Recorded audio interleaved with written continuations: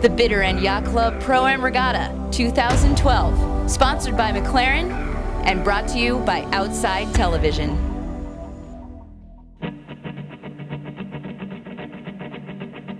Have you ever wondered what it's like to learn to race sailboats like a professional? What if your coach was an America's Cup sailor or an Olympic medalist and the race course was right here in the beautiful British Virgin Islands? Well, if you have, then you've just found the Bitter End Pro-Am sponsored by McLaren. For 1 week each year, the guests of this world-class island resort get to race while vacationing with sailing's rock stars. I've been with them 26 years, and coincidentally, this is the 26th anniversary of the Pro-Am Regatta. This is my first year at the Pro-Am, and Bitter End Yacht Club is such a fantastic place. I've had the fortunate invitation the last 2 years, and they take such good care of us down here. this event is amazing. This is my second time here, and I pounced on the opportunity to come again. Lots of people that come here for the event every year, very excited to learn from us, we learn from them, and we go out on the water and just have a good time all week.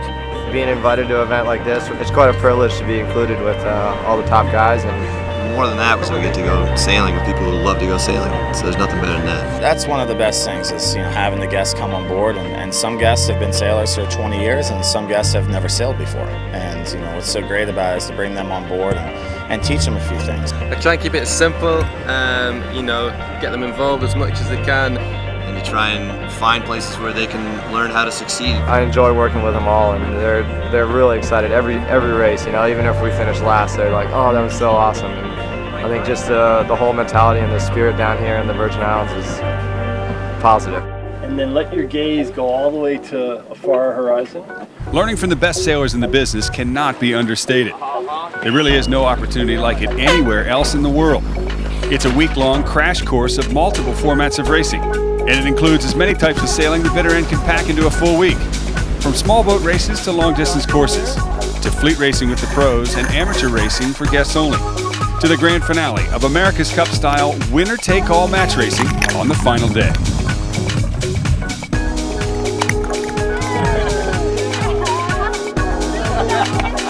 Throughout the week, the pros and guests, as well as their family members, also get a chance to socialize, dine, and relax with each other in one of the most tropical sailing settings in the world.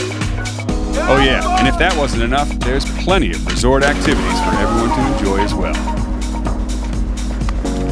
The week begins with Defiance Day, an annual distance race from the Bitter End in North Sound to the massive boulders at Virgin Gorda's famous baths. Hey guys, ready for a good day. The first day of racing is an informal way for the guests to get to know the pros and begin to learn the ropes.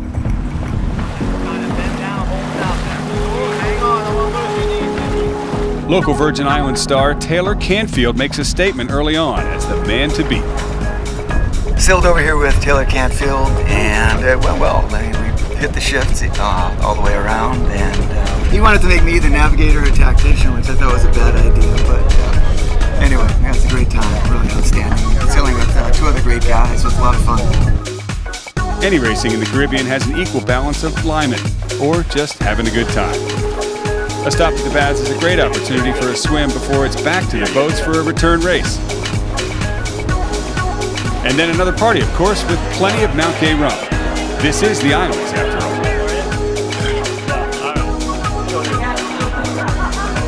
Day 2, and we shift gears to short course fleet racing aboard the 24-foot evenly matched IC-24s. Take it and wrap it along around the waves. Okay. Then with 4, we're going to get into a situation where we're going to have a starboard trimmer, a port trimmer, main sheet trimmer, and then a downwind wing-and-wing expert. I tell you what, I'm so impressed by the enthusiasm of everybody. The skill levels are so broad, and yet everybody's just as keen to be out doing it. That's my favorite part about doing it. It's very cool.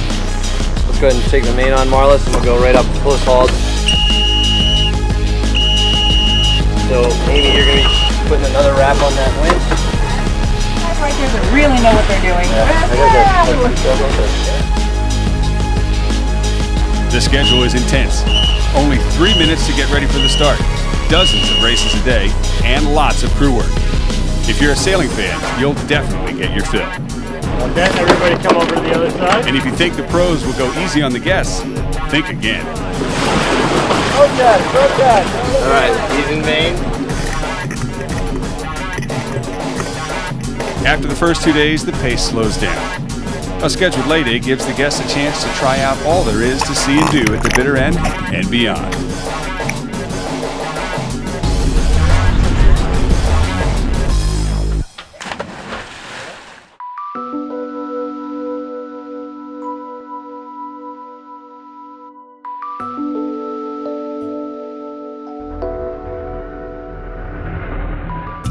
It was amazing. There were loads of fish.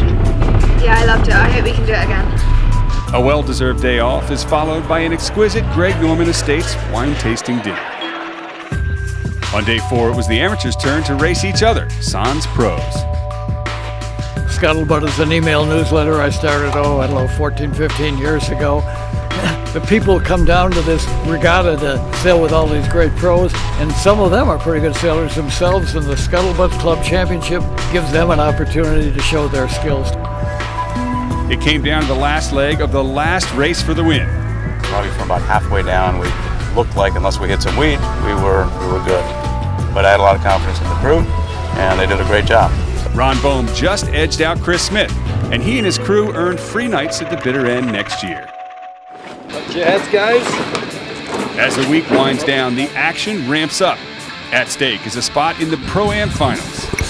As the bar is raised, so is the skill level of these crews, and the pros never stop teaching. But you see the streamer on the top of the main there? That's going to be an indicator of how we want to trim the main. I think for the current, we might want to go out. I think we want to go out. Because upwind, and we just get into that shoreline and you'll get a nice little wind bend on the way out. Probably that's a good average trim again. Maybe out of the tacks, just a little looser than that will be set. In the end, former Rolex Yachtsman of the Year Dave Ullman and match racing champion Taylor Canfield will face each other in the finals. And the trash talking begins at the dock. Go low, easy on the foredeck. Don't you break a hip up there. Dave Ullman, Taylor Canfield, you guys are in the finals. Who's going to win? No question. I'm going to win. We'll see. I think they did change the rules. A little shorter pre-start, giving Dave a little less time to get trapped. But the whole idea is this thing is going to be really fun. Go easy on the young kid, will you? Absolutely not. This will be a one-on-one match racing duel. All right, so basically in the match race, we're gonna enter into the pre-start at 2 minutes. So each boat's gonna enter from one end of the starting line. Obviously, they gave Dave Ullman the starboard advantage for the first race because he's gonna need all the help he can get. And it's just gonna be, hopefully, an exciting race all the way around the race course. So it's Dave Ullman in red, Taylor Canfield in green. The finals are a first to win 3, and right now the score is 1-1 between Dave Ullman and Taylor Canfield. Nice move for Taylor Canfield. He ducks on port to take the right side. Now Canfield moves into position to try and shut Ullman out from the start. We could see a penalty. Don't go in there, don't go in there. Protest, protest. White flag up. And it's Dave Ullman who gets the penalty. Big move for Canfield. He's keeping Ullman from getting to the mark. Ullman cannot round, and Canfield takes the lead. Canfield is on top form. The score is now 2-1.